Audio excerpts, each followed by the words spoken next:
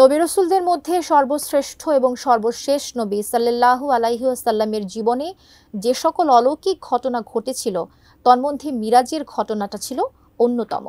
সমাজে এই মেরাজ নিয়ে রয়েছে ভিত্তিহীন বিশ্বাস, কিন্তু আধুনিক বিজ্ঞান ভিত্তিহীন বিশ্বাসগুলোর সত্যতা প্রমাণ করেছে।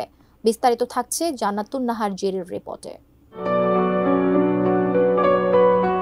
পবিত্র শবে মেরাজের ঘটনা। মেরাজ অর্থ ঊর্ধ্বগমন। জিব্রাইল আলাইহিস সালামের মাধ্যমে এক রাতেই প্রিয় নবী সাল্লাল্লাহু আলাইহি ওয়াসাল্লামকে মক্কা থেকে ফিলিস্তিনের বাইতুল মুকাদ্দাস, ৭ আসমান, জান্নাত, জাহান্নাম ভ্রমণ করিয়েছিলেন। একে কোরআনের ভাষায় ইসরা বা রাত্রিকালীন ভ্রমণ বলা হয়। আল্লাহর রাসূল সাল্লাল্লাহু আলাইহি ওয়াসাল্লাম যখন মানুষের সামনে এই ভ্রমণের কথা বললেন, তখন স্বভাবতই তারা এটা অবিশ্বাস করত।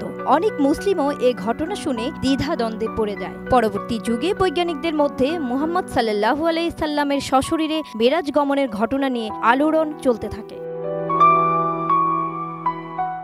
আল্লাহ তাআলা ইরশাদ করেন, হে রাসূল, আমি আপনাকে গোটা বিশ্বজগতের জন্য রহমত হিসেবে প্রেরণ করেছি। সূরা আল আম্বিয়া আয়াত ১০৭। মহানবী সাল্লাল্লাহু আলাইহি ওয়াসাল্লামের নবুয়তকে শক্তিশালী করার জন্য অন্য নবী রাসূলদের মতো তাকেও দেওয়া হয়েছিল অগণিত মুজিজা। তন্মধ্যে মেরাজ অন্যরকম।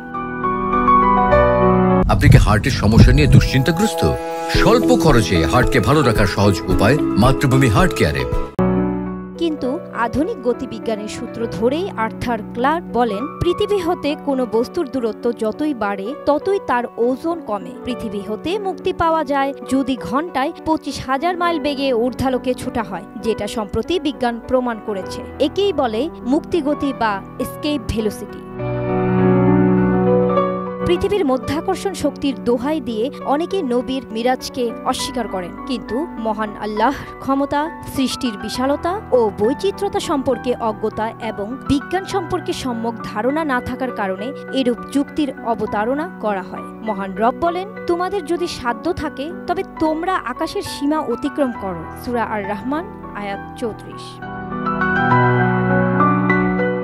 মেরাজে আলোর গতি ও বোরাকের গতি সমান ছিল, ফলে সময় ছিল স্থির। রাসূল সাল্লাল্লাহু আলাইহি সাল্লাম মুহূর্তের মধ্যে এক আকাশ হতে অন্য আকাশে পাড়ি জমাচ্ছিলেন। এই ঘটনা বিজ্ঞানী আইনস্টাইনের আপেক্ষিকতা তত্ত্বমতে প্রমাণিত হয়েছে। তিনি বলেছেন, আলোকের গতি অপেক্ষা বেশি দ্রুত গতিতে গেলে সময় উল্টা দিকে বইবে।